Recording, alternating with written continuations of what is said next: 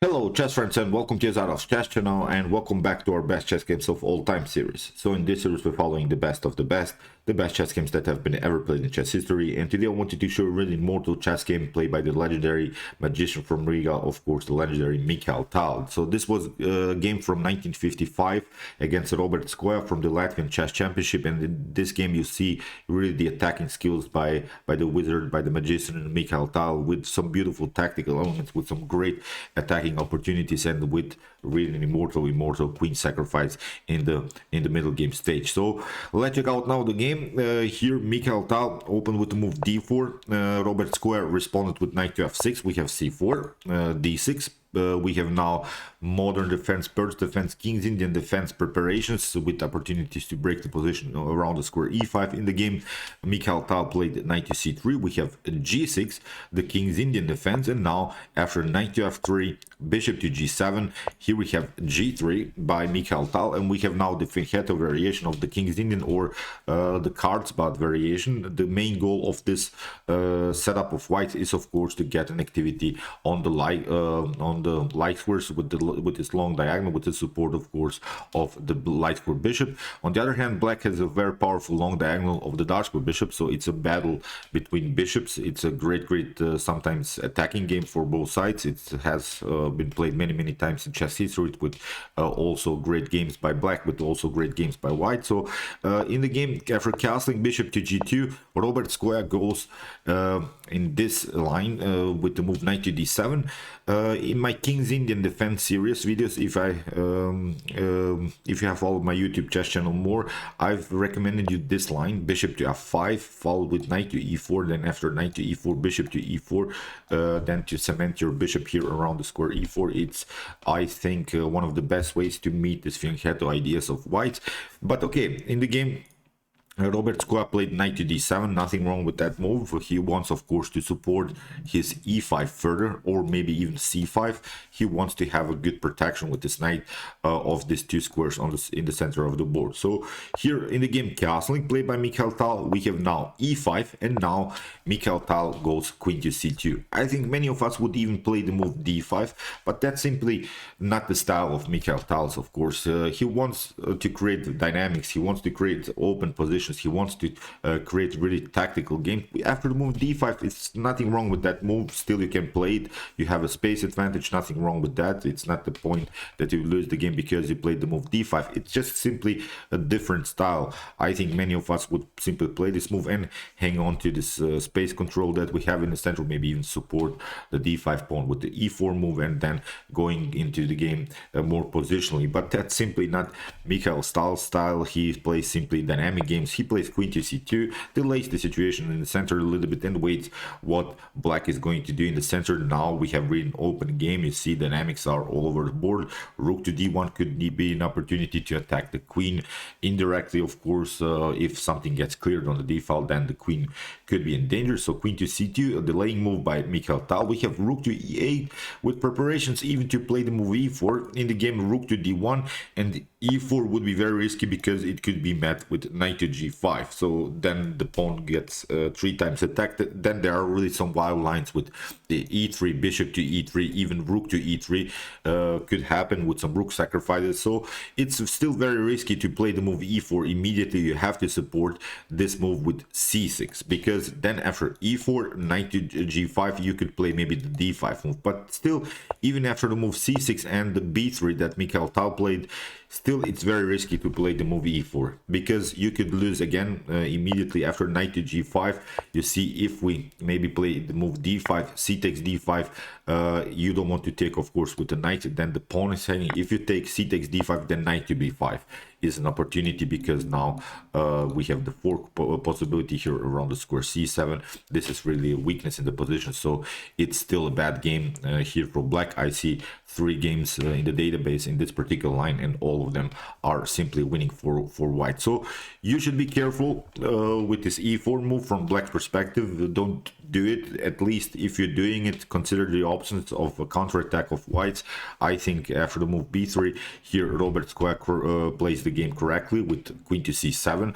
There are not even some tensions between the queens. although there are many pieces in between, still some pawns on the c file.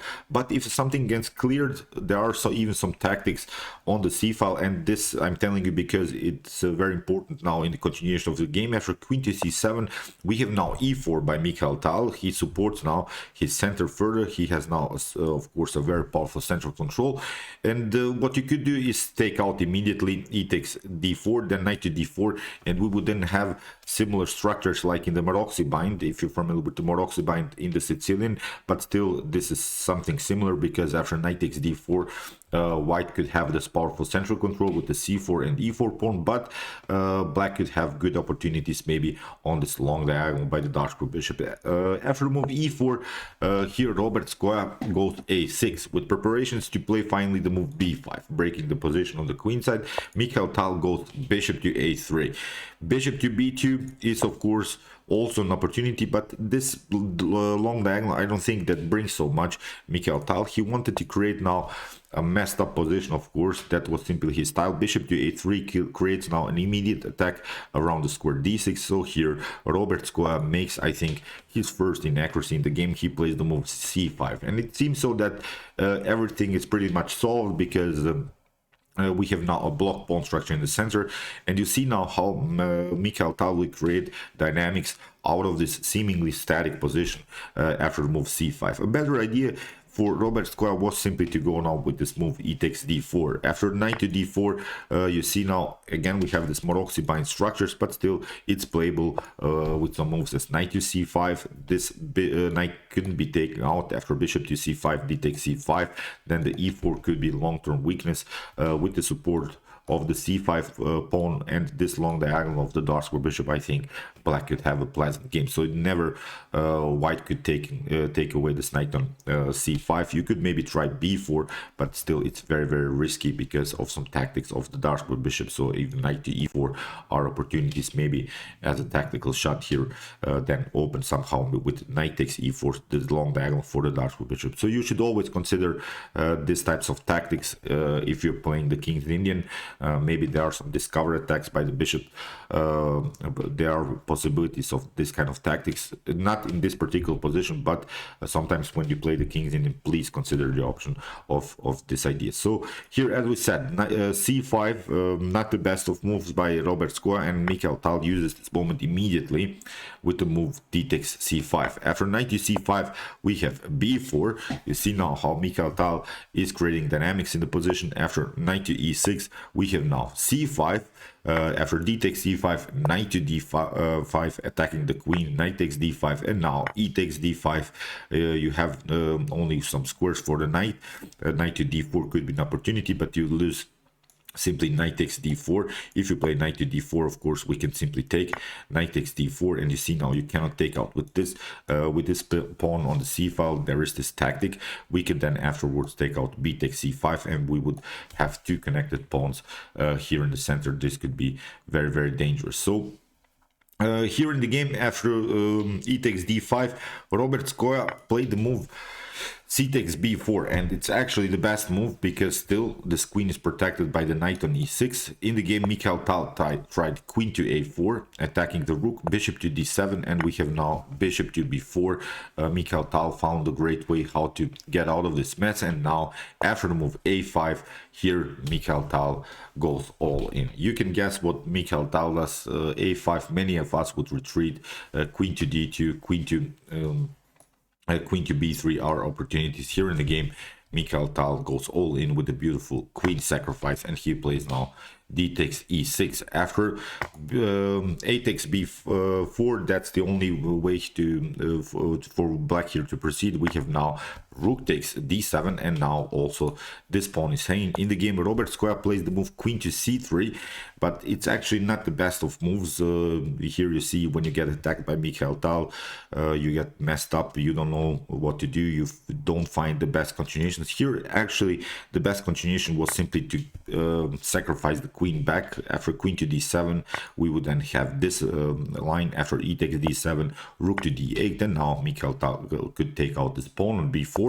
But now after e4, still you see there are some dangerous opportunities for black. Here bishop attacks the rook here on a1, and here rook to d1 would be an opportunity for for white to counterattack, and now after e takes f3, bishop to f3, bishop to f8, bishop to e1, it's the suggested line, and now after rook to a7, maybe black can hang on to this position, although black is up the exchange, but this is a very annoying pawn with the support of this bishop. Still, white has a pleasant game, I think, although the evolution is about equal, but that was actually the only line that Robert Square should have played in order to somehow stay in the game. But after the move rook to d7, we see queen to c3. Robert Square didn't react correctly. We have now, of course, e takes f7 with the fork on the rook, king to f8, and now queen to e. We have here f takes e8, promotion of the queen, king takes e8, and now rook to d1. Here Mikhail Tal finally connected its rooks, and there are now several threats. Of course, still this bishop is hanging in the game. Robert Square tried to move bishop to f6. A better idea is again simply to play this move e4.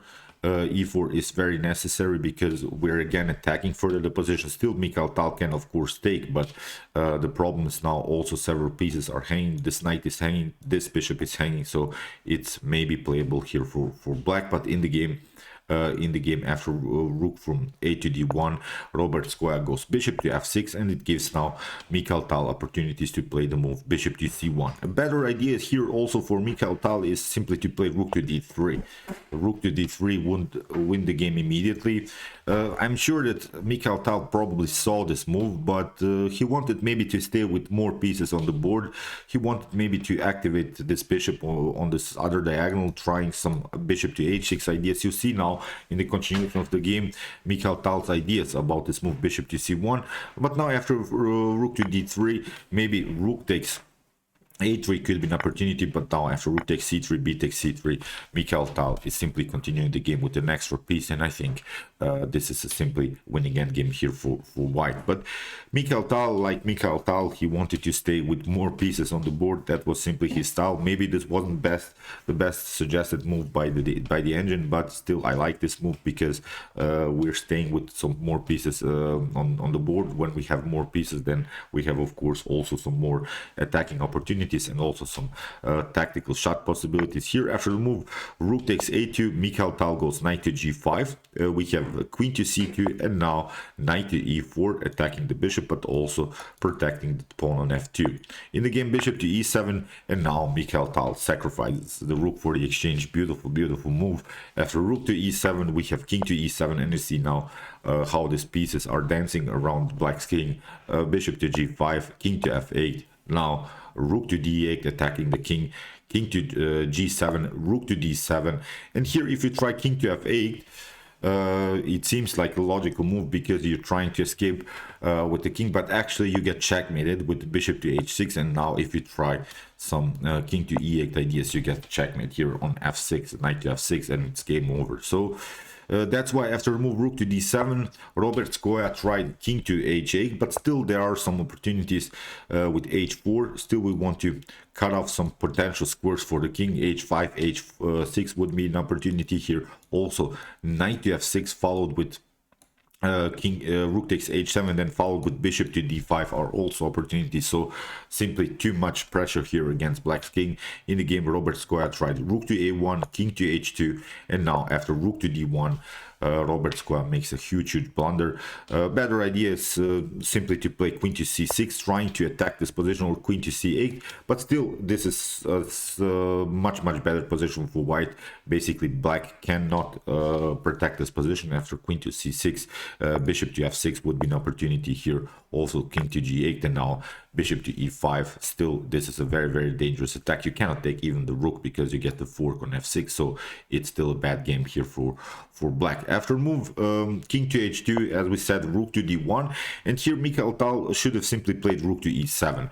Again with some threats of rook to e8, knight to f6 is also again new opportunity, so it's still a bad game here for black. But after move rook to d7, again Mikhail Tal plays maybe not the best and most accurate move when it comes to computer engines, chess engines, but here after move knight to d6, of course you can take out this pawn on f2, but there are also some discovered attack possibilities with knight takes, knight to f7, then followed with rook to d1.